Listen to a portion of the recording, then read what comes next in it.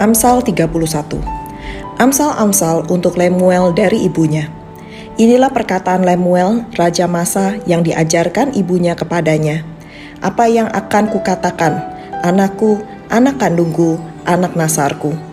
Jangan berikan kekuatanmu kepada perempuan, dan jalanmu kepada perempuan-perempuan yang membinasakan raja-raja. Tidakkah pantas bagi raja, hai Lemuel? Tidakkah pantas bagi raja meminum anggur, ataupun bagi para pembesar mengingini minuman keras? Jangan sampai karena minuman ia melupakan apa yang telah ditetapkan dan membengkokkan hak orang-orang yang tertindas. Berikanlah minuman keras itu kepada orang yang akan binasa dan anggur itu kepada yang susah hati. Biarlah ia minum dan melupakan kemiskinannya dan tidak lagi mengingat kesusahannya. Bukalah mulutmu untuk orang yang bisu, untuk hak semua orang yang merana. Bukalah mulutmu, ambillah keputusan secara adil, dan berikanlah kepada yang tertindas dan yang miskin hak mereka.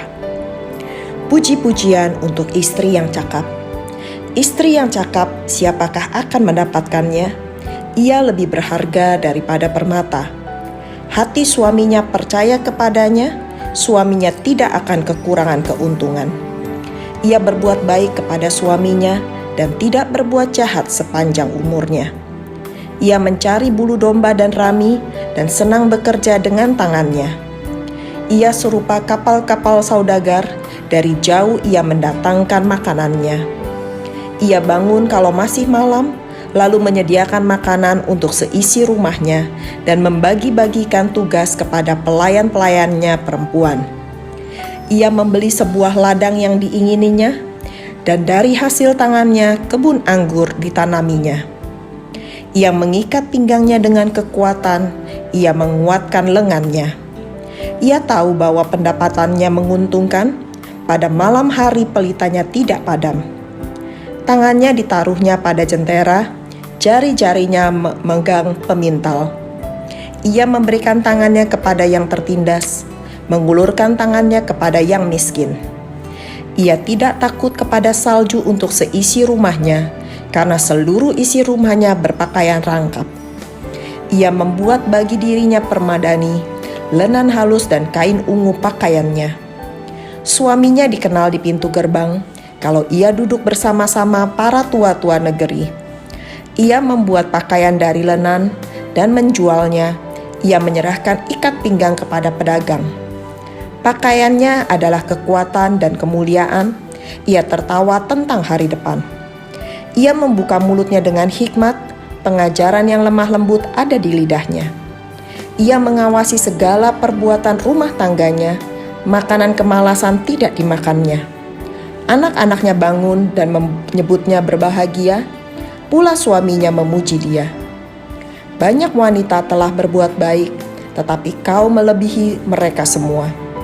Kemolekan adalah bohong dan kecantikan adalah sia-sia, tetapi istri yang takut akan Tuhan dipuji-puji. Berilah kepadanya bagian dari hasil tangannya, biarlah perbuatannya memuji dia di pintu-pintu gerbang. Pengkhotbah 1. Segala sesuatu sia-sia. Inilah perkataan pengkhotbah, anak Daud, raja di Yerusalem. Kesia-siaan belaka, kata pengkhotbah. Kesia-siaan belaka, segala sesuatu adalah sia-sia. Apakah gunanya manusia berusaha dengan jerih payah di bawah matahari? Keturunan yang satu pergi dan keturunan yang lain datang, tetapi bumi tetap ada. Matahari terbit, matahari terbenam, lalu terburu-buru menuju tempat ia terbit kembali. Angin bertiup ke selatan, lalu berputar ke utara, terus-menerus ia berputar, dan dalam putarannya angin itu kembali. Semua sungai mengalir ke laut, tetapi laut tidak juga menjadi jenuh. Kemana sungai mengalir, ke situ sungai mengalir selalu. Segala sesuatu menjemukan sehingga tak terkatakan oleh manusia, mata tidak kenyang melihat, telinga tidak puas mendengar. Apa yang pernah ada akan ada lagi, dan apa yang pernah dibuat akan dibuat lagi. Tak ada sesuatu yang baru di bawah matahari. Adakah sesuatu yang dapat dikatakan, lihatlah, ini baru? Tetapi itu sudah ada dulu, lama sebelum kita ada.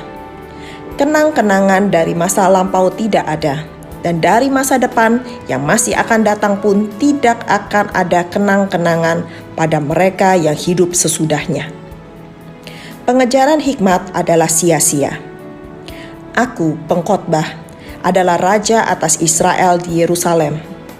Aku membulatkan hatiku untuk memeriksa dan menyelidiki dengan hikmat segala yang terjadi di bawah langit. Itu pekerjaan yang menyusahkan yang diberikan Allah kepada anak-anak manusia untuk melelahkan diri. Aku telah melihat segala perbuatan yang dilakukan orang di bawah matahari, tetapi lihatlah, segala sesuatu adalah kesia-siaan dan usaha menjaring angin. Yang bongkok tidak dapat diluruskan, dan yang tidak ada tak dapat dihitung.